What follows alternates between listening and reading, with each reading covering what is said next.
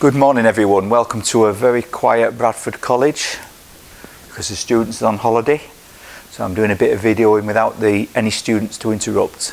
So let's see how this goes. So we're going to look at Argand diagrams for complex numbers.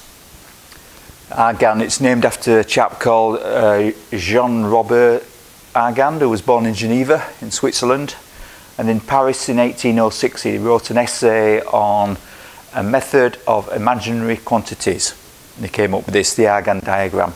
So it's a way to express complex numbers on a diagram. It's just like a Cartesian, really, Cartesian graph. So let's have a look. So let's take an example. As always with these things, it's easiest to do an example.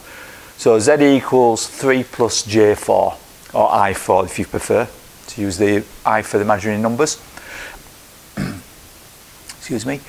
So let's have a look. So if I plot that on here, it's going to be typically like doing your x and y axis. So I go along 3 and up 4, so it's going to be there. Okay, straightforward enough.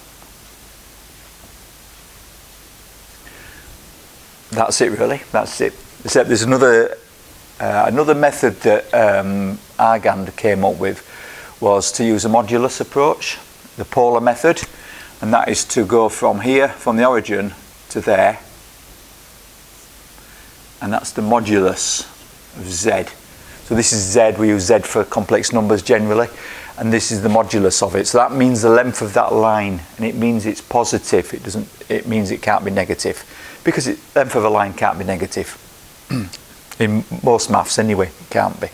So it's the length of that line, and the other thing, so that's known as the modulus, and the other thing is this angle here. So that's an angle. So this complex number can be defined in two ways. It can be defined by a rectangle means or by a polar means. So the length of the line and the angle, they both get you to the same point in space, you could argue. Okay, so this is the equivalent to, and at this stage just take my word for it, 3, 4, 5 triangle. So it's 5 long, and the angle, which we call the arguments, we use this symbol generally. There are other methods, but we generally use this symbol to represent the angle, is 53.13 degrees. So it's 5 long here, and that angle there is 53 degrees. It goes along 3 and up 4, so we know it's going to be bigger. The angle is going to be bigger than 45 degrees, which gives us a sense of feeling right. It's always important, does it look right? Okay, let's have a look at another example. So that was for the simple one. Let's have a look at, let's say, z equals 3 minus j4. So what would that one look like if I plotted that? Let's do some axis. So obviously we've got the real axis on here and the imaginary on here.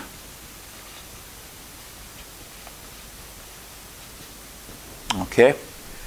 So again, it's going to be the same, 1, 2, 3, 4, 5, whatever we need, and it goes along to 3 and up to 4. 1, 2, 3, 4. Sorry, it doesn't. It's the other way around. Silly man. So 1, minus 1, minus 2, minus 3, minus 4. So it goes along to 3 and down to 4.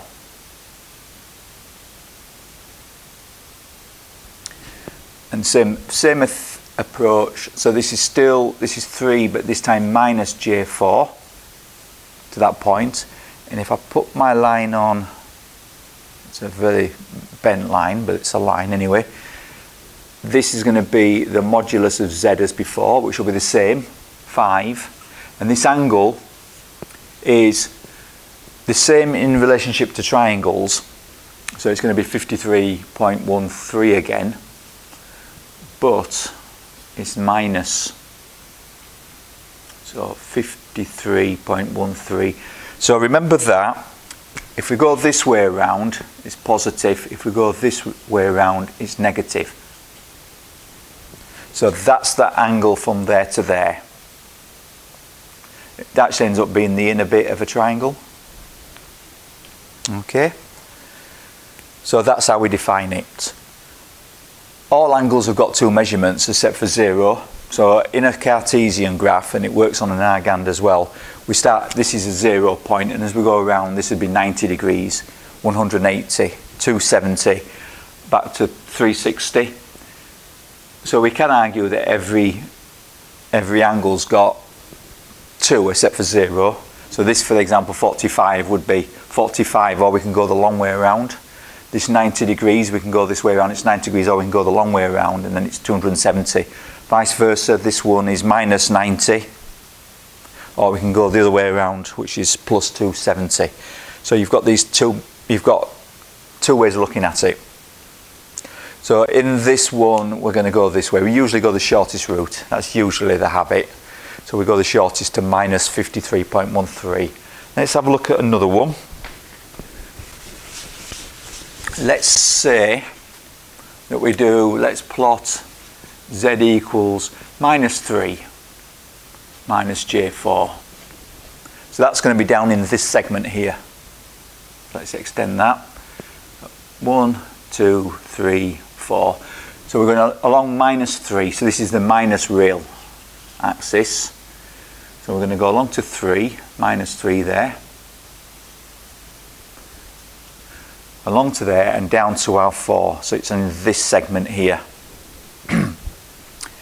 Again, that's minus 3 minus j4. And again, it's going to, the modulus, again,